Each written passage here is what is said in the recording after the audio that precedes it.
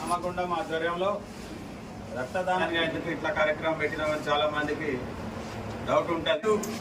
మీటర్లకు కారుతా ఉన్నది సముద్ర మట్టానికి పైన 90 కాళేశ్వరం ప్రాజెక్టు నిర్మాణం చేసిన తర్వాత దాన్ని ఇవాళ ఒక చిన్న 2-3 పిల్లర్లకు ఇబ్బంది అయితే ఆ పిల్లర్లను రిపేర్ చేయకుండా రాజకీయంగా వాడుకుంటూ గత 3 ఏళ్ల కాలం నుంచి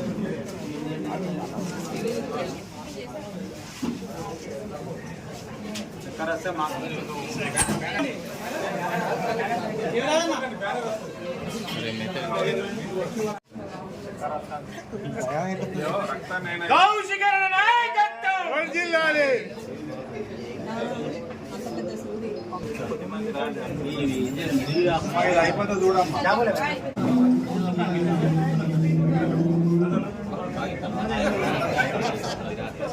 జై తెలంగాణ.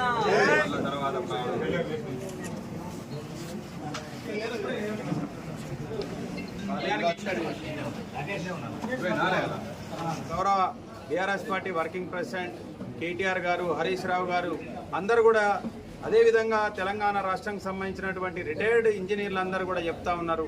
కన్నపల్లి పంప్ హౌస్ నుంచి అన్నారంకి ఇవ్వచ్చు, అన్నారం నుంచి సుందిల్లకి ఇవ్వచ్చు, సుందిల్ల నుంచి ఎల్లంపల్లికి ఇచ్చి ఆ పైనంతా కూడా వాటర్ ఇవ్వచ్చు. రోజు 2 టీఎంసీలు ఇచ్చే విధంగా కన్నపల్లి కాడ ఫ్లో ఉంది. అది కూడా మేడిగడ్డ గేట్లు ముయ్యకుండానే కూడా వాటర్ ఇచ్చే పరిస్థితి ఉన్నది. ఇవాళ అన్నారంలో కానీ సుందిల్ల కానీ కనీసం గేట్లు కొంచెం ఎత్తినా కూడా ఆ 2 ప్రాజెక్టులకు ఇబ్బంది లేదు.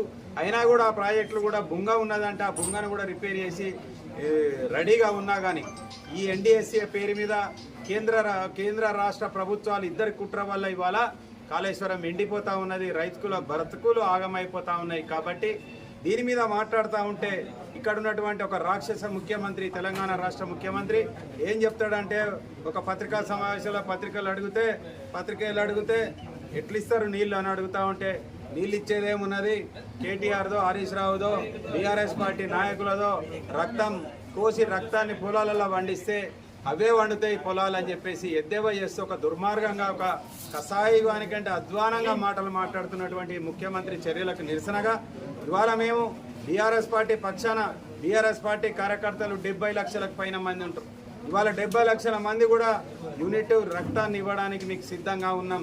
కానీ మా రైతుల ప్రాణాలు కాపాడండి, మా పొలాలు కాపాడండి, వాళ్ళ ఆస్తులు కాపాడండి, నీళ్ళు ఇవ్వండి, ఎల్లంపల్లికి